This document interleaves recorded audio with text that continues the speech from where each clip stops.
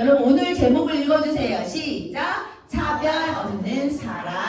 우리 차별 없는 사랑 하니까 떠오르는 인물이 있어요. 누구지? 누구예요? 여기 있잖아요. 누구예요? 보아스. 맞죠? 보아스. 보아스잖아요. 우리 겨울 성경학교 때 우리 차별 없는 사랑으로 믿음을 보여줘요. 그 주인공이 바로 보아스였는데, 이 차별 없는 사랑을 보여준 가장 놀라운 일을 행하신 분은 바로 예수 그리스도입니다. 그래서 우리 모든 성품, 우리 모든 본이 되시는 분은 예수님밖에 없어. 하나님 아니에도 이렇게 얘기하지 마시고, 그렇기 때문에 우리가 오늘 말씀에서도 우리 예수님의 이야기를 계속 진행하도록 하겠습니다. 우리 지난주에도 니고데모가 예수님을 찾아와서 예수님께 질문을 하고 또 예수님이 대답을 하고 그런 과정들을 우리가 배웠는데, 오늘은 예수님이 어떤 이야기를 통해서 우리가 또 차별 없는 사랑으로 어떻게 하란 말이지? 이런 생각으로 우리 함께 질문을 해가면서 우리 예배를 드렸으면 좋겠습니다. 여러분 지도를 한번 보여주세요. 지도가 진짜 지도를 보여주더니 너무 복잡해서 인터넷 찾아보니까 여기 자세하게 나온 지도가 있더라고요. 우리 오늘 말씀 요한복음 4장 말씀의 장소는 바로 사마리아 수가 가운데 있죠. 사마리아 수가 지역에서 일어난 일들을 우리가 할 건데, 왜 지도를 보여주냐면 예수님께서 지금 유대, 맨 밑에 부분에 유대라고 빨간 글 있잖아요. 그곳에서 사역을 하시다가 이제 갈릴리, 저 위쪽 갈릴리로 가야 되는 상황이 왔어요. 갈릴리로 가려고 하는데 보통 유대 민족들은 선민 사상을 가지고 있어. 우리는 하나님께 선택받은 사람이야. 그래서 약간 우월하고 우리가 최고다라는 그런 마음을 갖고 있었는데, 그래서 이 사마리아 수가에 사는 사람들을 사람 취급을 안 했어요. 사람 취급을 안 했다는 건 뭐야? 동물 취급을 했다는, 그러니까 인정을 안 해주는 거야. 자기네 같은 민족이에요. 그럼에도 불구하고 인정해주지 않고, 그래서 유대 사람들이 갈릴리로 가야 될 일이 생기면 파란색으로 직진하면 빨리 갈 수 있어요. 그런데 그렇게 가지 않고 일부러 이렇게 돌아서 지금 빨간색 화살표 그렇게 돌아서 가게 됩니다. 그만큼 그냥 빨리 그래 뭐 똑같은 사람인데 어떠겠어, 사마리아를 통과해서 가면 되겠지 라고 생각해서 그냥 빨리 가면 되는데, 사람들이 정말 사마리아 사람들하고 눈도 마주치는 것도 싫고 그 사람들 보는 것도 싫고 그 사람들 땅을 밟는 것도 싫은 거야.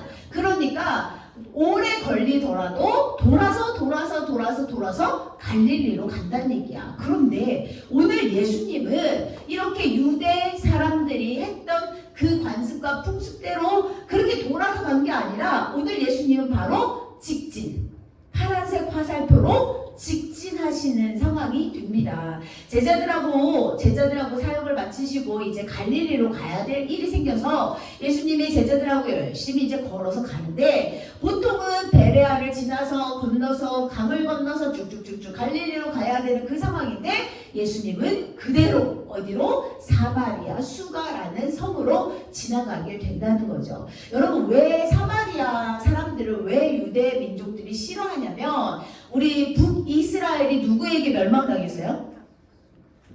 다 까먹었어? 아수르에게 멸망당했잖아.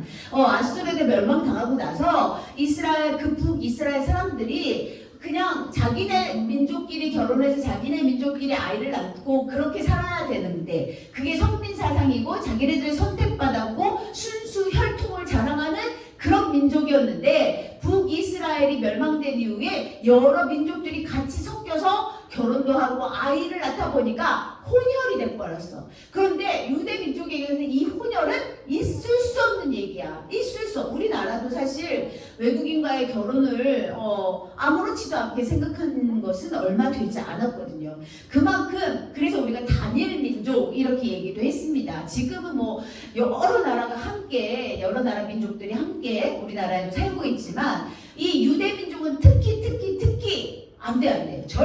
혼혈은 절대 안 돼라고 거부했고, 그들을 인정하지 않았고, 그들을 사람 취급도 하지 않았어. 그래서 그 사람들을 모아서 어디? 사마리아로 보내버린 거야. 우리 사마리아 사람들이 원해서 그곳에 거기에서 있는 것이 아니라 이 사람들이 우리는 너희들과 못 살겠어. 우리는 순수 혈통만 우리가 살 수 있어. 너네들은 아니야. 우리는 너네들과 같이 살 수 없어. 라고 해서 그들을 모아서 사마리아 땅으로 보내버린 거예요. 이만큼 참 어려운 상황이었어요. 사마리아 사람들도 그러는 유대민족을 너무너무 싫어했고, 유대민족은 또 그들을 완전 개, 소, 돼지 취급을 해서 말도 섞지 않을 뿐만 아니라 쳐다보지도 않고 그 땅을 지나가려고 하지도 않았단 말이야. 이것은 하나님을 믿는 사람으로서 해야 할 일이 아님에도 불구하고 유대민족 사람들은 이것이 우리가 하나님을 섬기는 일이라고 생각했고, 이것이 순수 혈통을 지켜나갈 수 있는 가장 큰 우리가 해야 할 일이라고 생각했던 거예요. 그렇기 때문에 제자들도 사실 예수님이 사마리아 수가 지역을 지나간다는 것을 왜 그러셨지 속으로 생각할 수도 있어요. 그러나 예수님의 제자들이니까 예수님이 하시는 대로 그렇게 따라가다 보니 사마리아 수가성에 가게 됐고, 그곳에서 잠시 휴식을 취하게 됐고, 우물가에 예수님이 앉아서 휴식을 취하게 됐어요. 제자들은 예수님께 이제 먹을 것을 얻어오러 가겠습니다 라고 제자들은 이미 떠나고, 우리 그림을 보여주시면 이렇게 우물가에 앉아서 쉬고 계신 예수님을 볼 수 있습니다. 제자들이 떠난 그 상황에 예수님은 가만히 앉아 계셨는데, 그때 한 여인이 물통을 들고 오기 시작했어요. 그런데 예수님이 그 여인을 바라보며 말을 겁니다. 내게 마실 물을 좀 주세요 이렇게 얘기해요. 그런데 이 여인은 네 여기 있습니다 하고 물을 드린 게 아니라 이상하게 생각했어요. 왜? 분명 유대 남자인데, 유대 사람인데 왜 사마리아 사람에게 물을 달라고 요청을 할까? 이해가 안 됐어. 왜? 그들의 관습, 그들의 풍습에 의하면 유대 사람은 자기한테 말을 걸면 안 되는 거야. 말을 걸면 그것이 무슨 큰일이라고 아는 것처럼 유대 사람들은 그것을 범죄시 여길 정도로, 그렇게 부정행위라고 생각할 정도로 그렇게 여겼단 말이에요. 그런데 유대 남자가, 그것도 여자도 아니고 남자가 자기한테 그렇게 내게 마실 물 좀 주시오 라고 얘기하니까 여자가 이렇게 말합니다. 당신은 유대 남자고 나는 사마리아 여자인데 어떻게 나에게 마실 것을 달라고 할 수 있습니까? 라고 물어봐요. 우연한 만남이라고 생각할 수 있겠지만, 우리가 조금 더 성경을 생각해보고 묵상해보면 이것은 우연한 만남이 아니라는 것을 알 수 있게 됩니다. 이 여인이 우물가에 혼자 왔어요. 여러분, 우리는 지금 집집마다 수도가 나오고 있지만 이때 당시는 우물이 가장 소중한 역할을 감당했어요. 그래서 우물을 어느 것보다 되게 소중하게 여기고 그것을 가꾸고 그렇게 자부심을 느꼈어요. 이 우물은 야곱의 우물이라고 합니다. 야곱의 우물. 그래서 그 야곱의 그 조상 때부터 이 우물에서 물을 길러서 먹고 마시고 농사도 짓고 또 가축들도 먹이고 이렇게 했다는 거야. 샘솟는 우물, 이 우물에 많은 사람들이 와서 물을 길러 가는데 이 여인은 혼자 왔어요. 혼자. 아무도 없이. 우물에 이 나라의 풍습이 뭐냐면 보통 여럿이 모여서 우물로 와서 물을 길러. 왜? 무거우니까 서로 들어주기도 하고 또 이야기도 하는 그런 시간이었던 것 같아요. 그런데 이 여인은 혼자 우물가에 왔습니다. 그리고 혼자 자기가 물을 떠서 가려고 하는데, 근데 이 여인 표정이 별로 좋지도 않아. 왜? 힘들고 지친 그런 표정으로 물을 길리러 왔는데 한 남자가 자기한테 말을 거니까, 왜 갑자기 나한테 말을 거는 거야? 정말 힘들어 라는 마음이 있었을 수도 있겠습니다. 그런데 그때 예수님께서 목이 말라서 그렇습니다, 물 좀 주세요 이렇게 말한 것이 아니라 예수님께 이렇게 말합니다. 우리 함께 읽어볼게요. 시작. 당신이 하나님께서 주시는 선물이 무엇인지 또 내게 마실 것을 달라라고 말하고 있는 사람이 누구인지 알았더라면 오히려 당신이 그 사람에게 구하였을 것이고 그러면 그가 당신에게 생명의 물을 주었을 것이요 이렇게 말한 거예요. 무슨 말이야? 물을 달라고 요청했던 예수님이 하나님께서 주시는 선물이 무엇인지 또 지금 당신에게 말하고 있는 내가 누군지 알았더라면 생명의 물을 달라고 요청했을 것이다 얘기해요. 이 여인은 도대체 이 남자가 무슨 말을 하는 거야?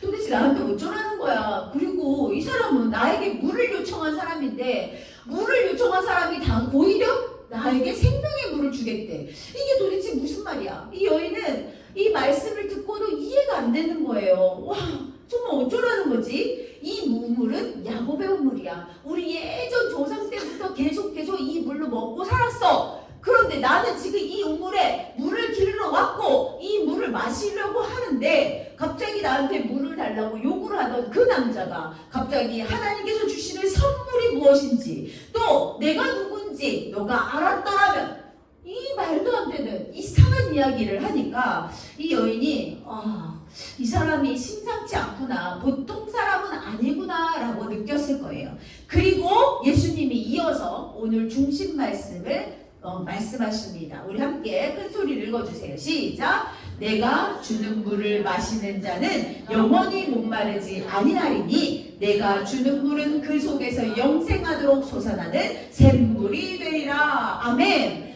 예수님이 또 다시 이렇게 말씀하시니까 이 여자는 영생하는 샘물은 뭐고 영원히 목마르지 않은 물은, 와, 그런 물이 있다면 나 지금 그런 물 좀 받고 싶어. 왜? 그 말씀을, 진리를 깨달아서 그런 게 아니라 이 여인은 매일매일 물을 기르러 나오는 이 순간이 너무너무 싫은 거야. 왜? 이 여인은 사마리아 사람들조차도 이 여인하고 이야기하는 걸 싫어해. 이 여인하고 만나는 걸 싫어해. 그러니까 이 여인은 사람이 없을 때, 사람이 가장 적을 때를 찾아서 우물가에 오는 거예요. 왜? 사람들하고 마주치기도 싫고 말하기도 싫고 그 사람들이 자기한테 수군거리는 것도 싫고 손가락질 하는 것도 싫고, 그러니까 나는 이제 물길로 오는 것 자체도 너무 싫어. 그냥 진짜 목마르지 않은 물이 있다면 그 물을 받아서 내가 그냥 집 안에서 살고 싶어. 그런 마음으로 이 여인이 이렇게 말합니다. 선생님, 저에게 그런 물을 주세요. 제가 다시는 목이 마르지 않을 뿐더러 물을 기르러 여기에 오지 않도록 그렇게 해주세요 라고 얘기해요. 예수님의 말을 전혀 이해하지 못한 여인의 모습입니다. 이 여인은 우리 친구들이 들었는지 모르겠지만 우리 예전에 계속 이 말씀이 아주 유명한 말씀이라서 알 수 있을 수도 있어요. 이 여인에게는 남편이 몇 명이야? 몇 명인가? 5명의 남편이 한 명도 2명, 3명, 4명, 5명 있는 여인이야.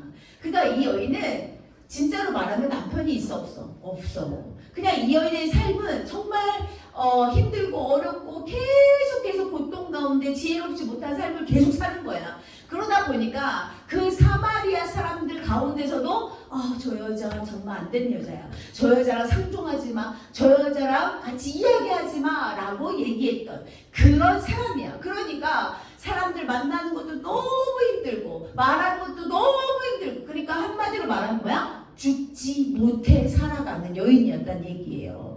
이 여인이 예수님께서 영생하는 샘물, 영원히 목마르지 않는 그 샘물의 이야기를 듣자, 야, 나도 그런 샘물 먹고 싶다, 받고 싶다. 정말 그 샘물을 갈급하게 찾는 것이 아니라 그냥 그런 샘물이 있으면 정말 좋겠다. 나 우물가에 안 나와도 되게. 이렇게 생각했던 거지.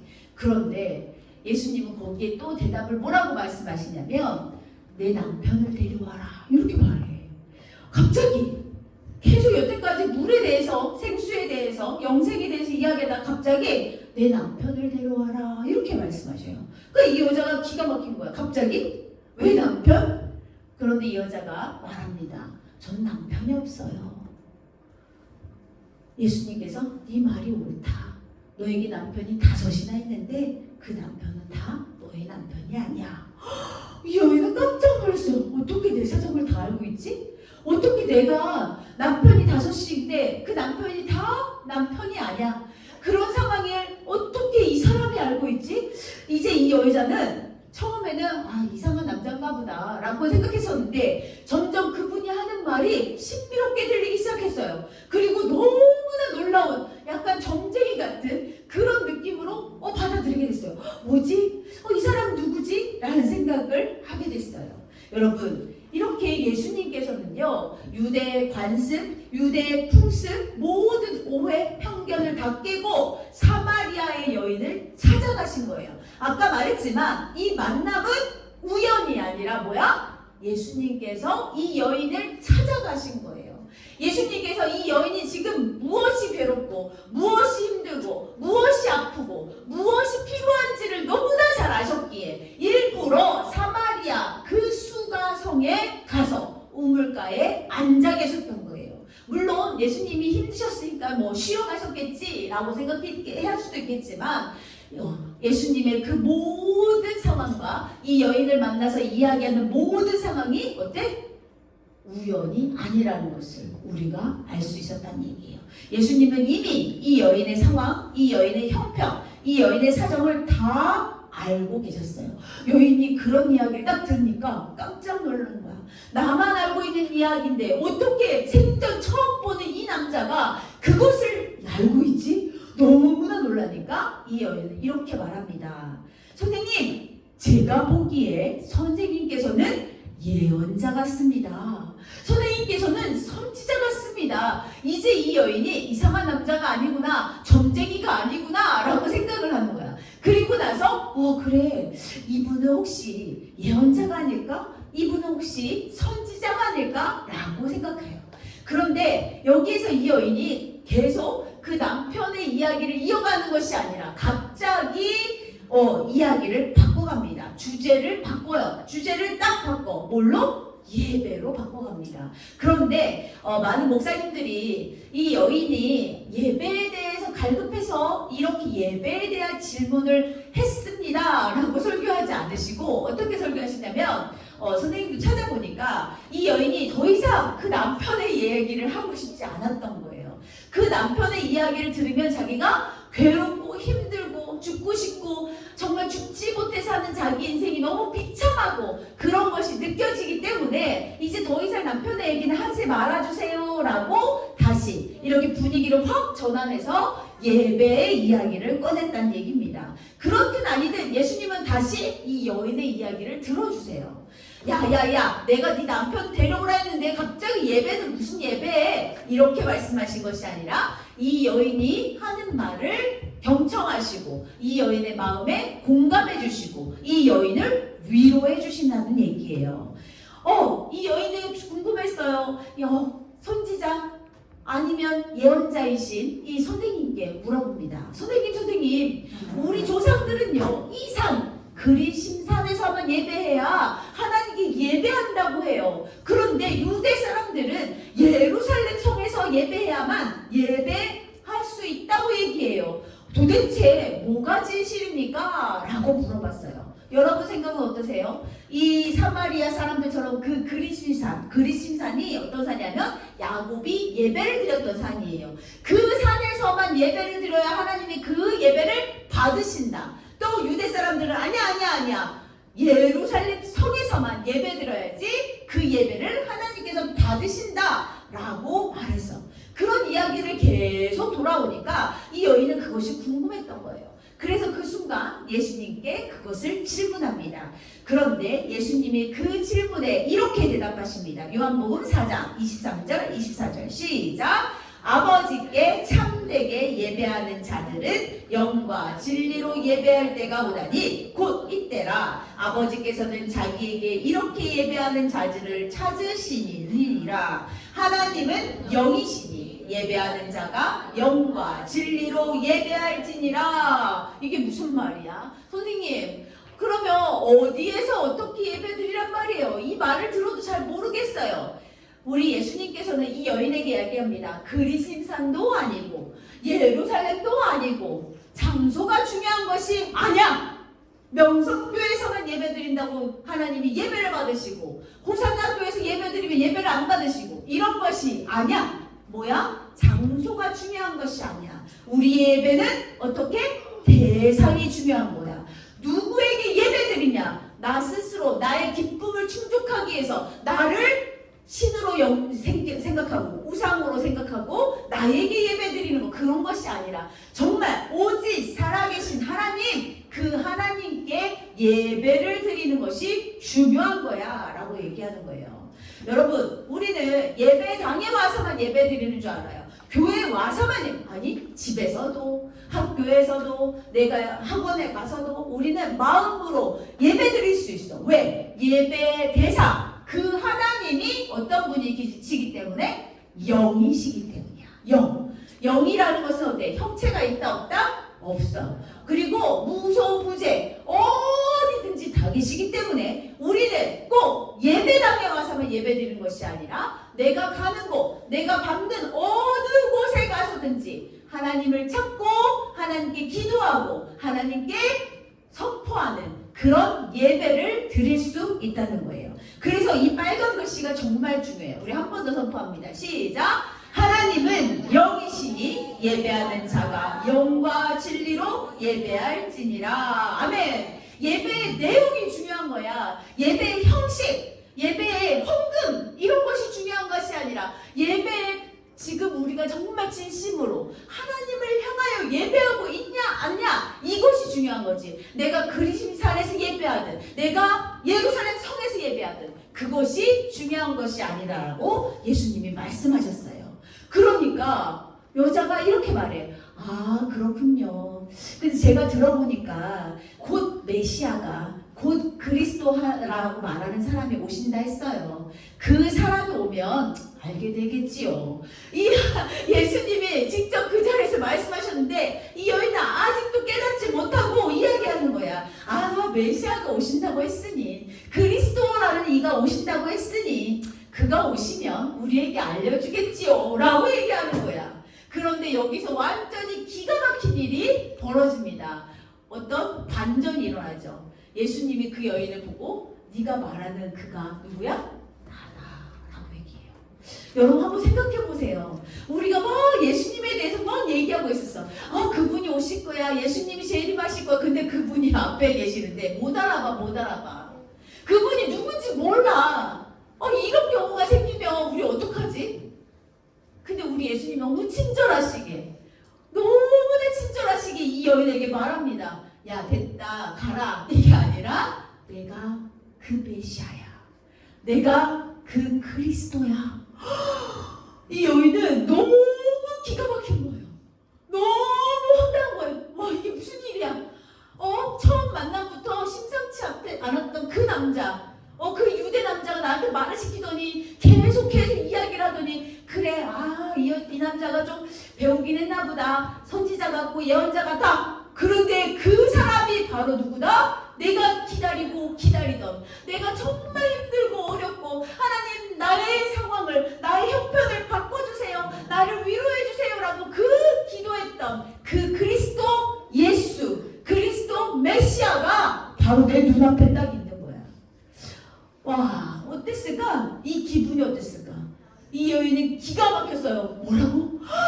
내가 기다리던 그 메시아가 당신이라고요? 그 메시아, 그 그리스도가 당신이라고요? 내 눈앞에 있는 거 맞아? 이 여인은 갑자기 물동이를 다 내버려 두고 어디로 갔을까? 동네로 갔어요. 여러분! 우리가 기다리던 메시아가 왔어요. 우리가 기다리던 그리스도가 왔어요. 소리치기 시작했어요. 이 여인은 어떤 여인이야? 동네 사람들하고도 소통하지 않던 여인이에요. 이 여인은 맨날 부끄러워서, 맨날 힘들어서, 기죽어서 그렇게 다니던 여인이에요. 그 여인이 갑자기 소리치기 시작했어요. 여러분, 여기 나와보세요. 내가 만난 사람, 그 사람이 지금 우리가 기다렸던 그 그리스도 메시아예요, 여러분. 막 소리치기 시작했어요. 동네 사람들이 깜짝 놀랐지. 저 여자가 왜 저래? 저 여자가 왜 저래? 그리고 동네 사람들이 다 예수께 달려오기 시작했어요. 정말 메시아구나. 정말 그리스도구나. 그 동네 사람들이 너무 행복했어요.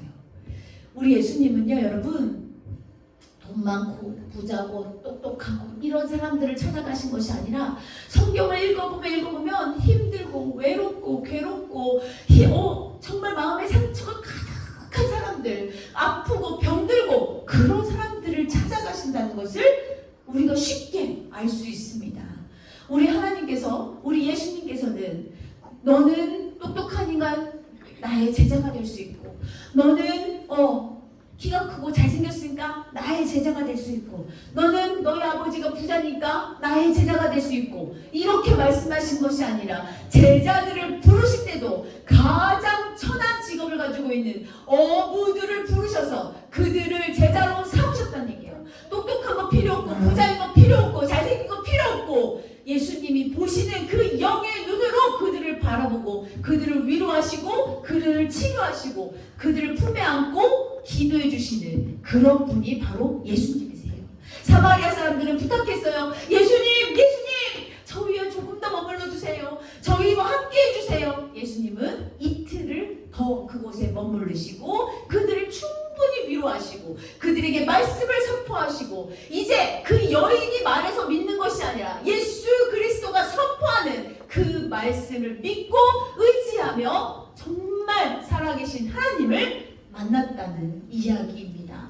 여러분, 우리는 주변을 살펴봐야 돼요. 나는 지금 나랑 맞는 친구, 나랑 말이 잘 통하는 친구, 또 깨끗하고 잘생기고 조금 부자이고 잘 사는 친구, 이런 친구들만 나의 친구, 아니면 내 말을 잘 들어주는 친구, 내가 시키는 대로 잘하는 친구, 그런 친구만 내가 사귀는 것이 아니라 온전히 우리 예수님처럼, 또 우리 예수님이 보여주신 것처럼 어떻게 차별 없는 사랑으로 그들을 대하고 그들의 마음을 읽어주고 그들을 위해 기도해주는 우리 모두가 되어야 되겠다는 얘기입니다. 사마리아 여인은 예수님을 만나고 변화됐어요. 사마리아 여인은 정말 그 상처 입은 영혼이 예수님을 만나고 완전히 치유되었어요.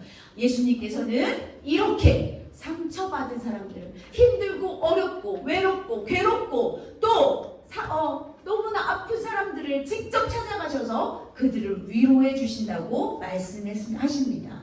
오늘 이 여인, 사마리아 여인이 영원한 생명 되시는 예수님을 만남으로 영생을 얻었어요. 영원한 생명을 얻었고요. 또 빛 가운데 이제 더 이상 숨어 지내지 않고 사람들에게 당당히 예수 그리스도를 선포하는 여인이 되었습니다. 우리가 지난주에도 말했지만 거듭난 삶을 살기 위해서, 우리가 또 그런 삶을 살기 위해서 우리는 예수님을 만나야 돼. 아직도 예수님을 못 만났다면 우리 친구들이 지금부터라도 기도하고 애쓰고 힘쓰고 사랑의 하나님, 성령의 하나님, 또 우리 창조주 하나님께, 나를 만드신 하나님께 나를 만나주세요 라고 기도하는 우리 친구들이 되어야 돼요. 거기서 우리가 사랑과 겸손과 정직한 모습으로 우리가 사람들에게 삶을 믿음으로 보여줄 수 있는 우리가 되어야 된다는 것을 꼭 기억했으면 좋겠습니다. 우리 거듭난 삶으로 우리가 해야 할 일은 바로 전도입니다.